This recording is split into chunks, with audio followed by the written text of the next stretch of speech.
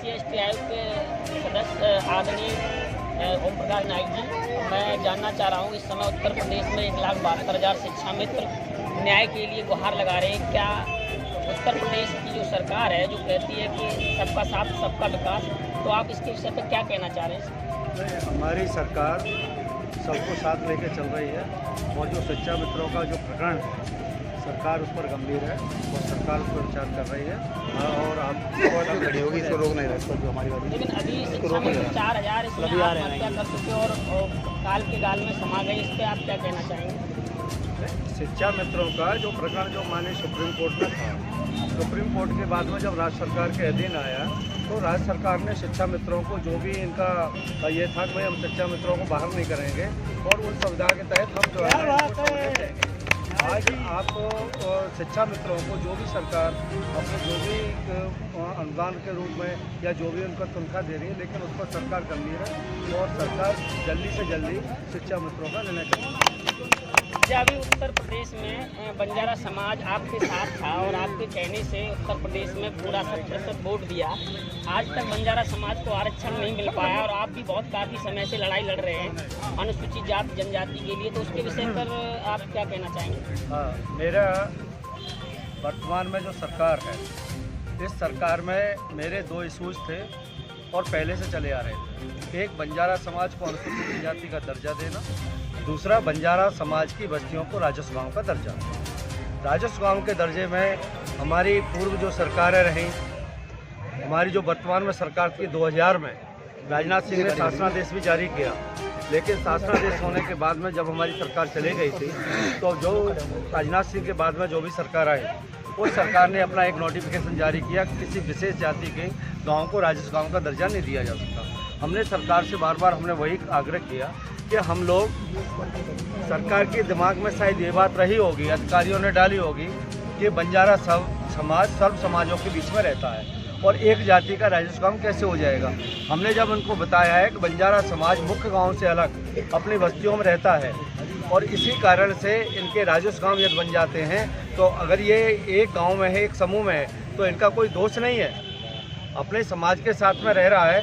और आज ये अगर देखा जाए तो सही कल्चर बंजारा समाज का ही है और आज भी अपने उस कल्चर के साथ बंजारा समाज आज भी अपने जो भी अपनी रोजी रोटी जीविका चला रहा है। और सरकार से हमने ये भी प्रश्न किया है और हम सरकार से निवेदन भी कर रहे हैं कि बंजारा समाज को आज तक जो सहूलियतें नहीं मिल पाई, कोई भी सरकार रही हो, लेकिन ये सरकार वर्तमान में जो हमारी सरकार है, आपको एक खुशी की बात होगी, कभी हमारे संघ परिवार में सरकार में जो भी हमारे राजस्व गाँव का मुद्दा है वो शीघ्र चुनाव से पहले आप लोगों के बीच में आने वाला है।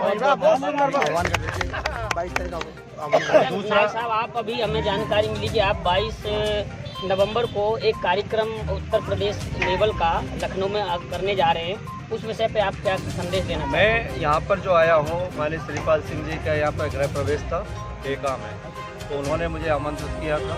मैंने उनसे भी निवेदन किया और उनकी टीम से भी निवेदन किया, यहाँ पर उनकी टीम के जितने भी मेंबर्स हैं उन सबसे मैंने निवेदन किया है कि 22 तारीख को बंजारा समाज का सम्मेलन है, बंजारा घुमंतु है, विमुक्त है और बंजारा समाज को सहूलियत मिलनी चाहिए। एक बात और है, दूसरा, बंजारा समाज को विमुक्त जाति में 13-14 जिलों में रखा है, शेष जिले विमुक्त जाति से वंचित हैं। तो ये हमको इनका पिछड़ी जाति का भी आरक्षण चाहिए। तो हमने कहा कि जब तक हमको एसटी का दर्जा नहीं मिल रहा तो आप इनको विमुक्त जाति में ही ले आओ, तो उस पर सरकार गंभीर है। दूसरा, अनुसूचित जनजाति का जो मुद्दा है, सरकार ने, योगी सरकार ने भी प्रस्ताव यहाँ से भेजा, उन्होंने अभी चिट्ठी लिखी है गवर्नमेंट ऑफ इंडिया को, तो उसमें जो मूल इसमें जो परेशानी आई उसमें क्या आई, जो RGI है, registrar general of India, registrar of India ने जब सर्वे उनको कराया तो उनके डाटा में बंजारा समाज नहीं है, क्योंकि जाति आधार पर जब सर्वे हुआ, जाति आधार सर्वे में 1931 का डाटा जब RGI लेती है, 1931 में बंजारा समाज के ऊपर क्रिमिनल एक्ट लगा हुआ था। जब इनके ऊपर क्रिमिनल ट्राइब एक्ट था तो वो बेचारे इसलिए मुख्य गांवों से हट के आज उसी का उदाहरण उत्तर प्रदेश में देखने को मिलता है कि मुख्य गांव से अलग बसे हुए हैं। वही मेरी मांग है और मैं सरकार से भी, अभी मेरी 22 तारीख को मैं आप सब लोगों को आमंत्रित करने के लिए आया हूँ, सरकार हमारे बीच में, संगठन हमारे बीच में। आप आइए, हम अपनी सरकार में अपनी जो हमारी जो समस्याएं हैं, मूलभूत समस्याएं, सरकार से हम रूबरू होंगे और सरकार हमारी सुनेगी। अभी बंजारा समाज के अंदर ये रोज उत्तर प्रदेश में रोष व्याप्त है कि उत्तर प्रदेश में एक भाषा बोलने वाले लोग, एक जाति के लोग, एक संस्कृति को मानने वाले लोग, लेकिन पूर्वांचल में 13 जनपदों को विमुक्त जनजाति में सरकार ने जो घोषणा की है, शासनादेश जारी किया है, अन्य जिलों में ऐसा क्यों नहीं किया गया? एक इसी संदर्भ में मैं आपको बताऊं, सबके सामने बता रहा हूं, नायक और बंजारा। नायक किसको कहते हैं? मुखिया। नायक कहते हैं मुखिया। नायक कोई जाति नहीं है, उपजाति भी नहीं है। नायक सिर्फ एक नेतृत्व करने वाला मुखिया को कहते हैं। और मैंने पूरा इतिहास पढ़ा, कहीं भी नायक जाति नाम की कोई चीज़ नहीं है। नायक माने मुखिया। जब बंजारा समाज की जो मुखिया बस्तियां हैं, उनमें एक नायक हुआ करता था, उसको नायक कहते थे। वही टाइटल आगे हमारा चलता चला गया। और मैं पहले भी, आज से जब मैंने 30 साल 40-35 साल से जब मैंने संघर्ष किया और समाज के बीच में आया, मैं महाराष्ट्र में भी, आंध्रा, कर्नाटका, सब राज्यों में गया, तो मैंने वही कहा कि बंजारा नायक, छोटा नायक, मोटा नायक, डालिया नायक, ये नायक की जितनी उपजातियां हैं, ये सभी बंजारा समाज की उपजातियां हैं। इनको एक माना जाए। तो आज मैं उत्तर प्रदेश सरकार से भी निवेदन यही कर रहा हूँ कि जो नायक जाति है, उन्होंने अभी एक शासनादेश साहब ने आपके माध्यम से मैंने वो पढ़ा है, उसमें लिखा है गौंड जाति को और मतलब 13 जिलों में पहले जनपदों में किया गया, अब 62 जिलों में और किया जाएगा, यानी 75 जिलों में किया जाएगा। मेरी वही मांग है कि नायक को भी 75 जिलों में अनुसूचित जनजाति का दर्जा देने, दर्जा तो मिला ही हुआ है, इनको सर्टिफिकेट जारी करने का शासनादेश जारी हो और हम सब नायक और बंजारा एक। बहुत बढ़िया। अच्छा, मैं एक अगली बात और पूछना चाहता हूँ, जैसे कि उत्तर प्रदेश में बंजारा समाज बहुत संख्या में पाया जाता है प्रत्येक विधानसभा लोकसभा में, लेकिन उत्तर प्रदेश में बीजेपी सरकार है बंजारा समाज को राजनीतिक सत्ताधारी और सत्ता में उसको भागीदारी नहीं दे रही है। और काफ़ी प्रयास आप भी कर रहे हैं और आपको देना भी चाहिए, क्योंकि आप सीनियर नेताओं में बंजारा समाज के एक नेता में गिने जाते हैं, लेकिन अभी तक आपको जो सम्मानजनक पद मिलना चाहिए वो नहीं मिला है। उसका क्या कारण रहा है? मेरा मानना है कि मैंने कभी पद के लिए नहीं दौड़ा, मैंने कभी पद के लिए नहीं दौड़ा, नए पद की मेरी मांग है। मेरी सबसे बड़ी मांग है कि बंजारा समाज के राजस्व काम बना दो और बंजारा समाज को एसटी का दर्जा दे दो।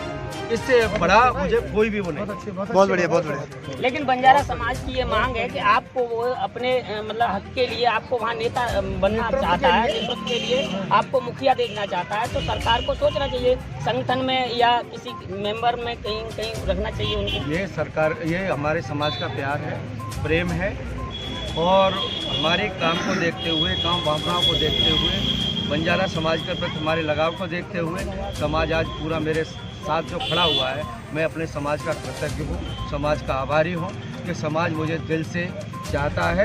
और दिल से अभी मैं आपको बताऊँ, मैं अभी सहारनपुर, मुजफ्फरनगर, शामली, बागपत, गाजियाबाद, मेरठ, बिजनौर और आपके गौतम बुद्ध नगर और ये आपके बुलंदशहर का दौरा अभी मैंने पिछले हफ्ते करके और कल रात में ही लौटा हूँ। समाज में उतना उत्साह है 22 तारीख का, और मैं आप सबको आमंत्रित करता हूँ 22 तारीख को आप लोग आइए लखनऊ में, आप सभी सादर आमंत्रित हैं।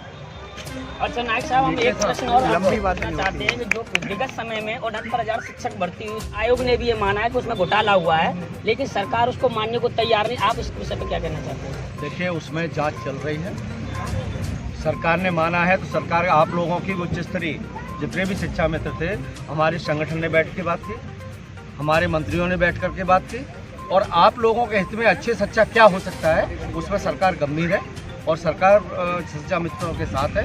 शिक्षा मित्र हमसे अलग नहीं। बहुत बहुत धन्यवाद, और आपने ये जो आज बाइट दी और बंजारा समाज को एक संदेश दिया, उसके लिए बहुत बहुत धन्यवाद।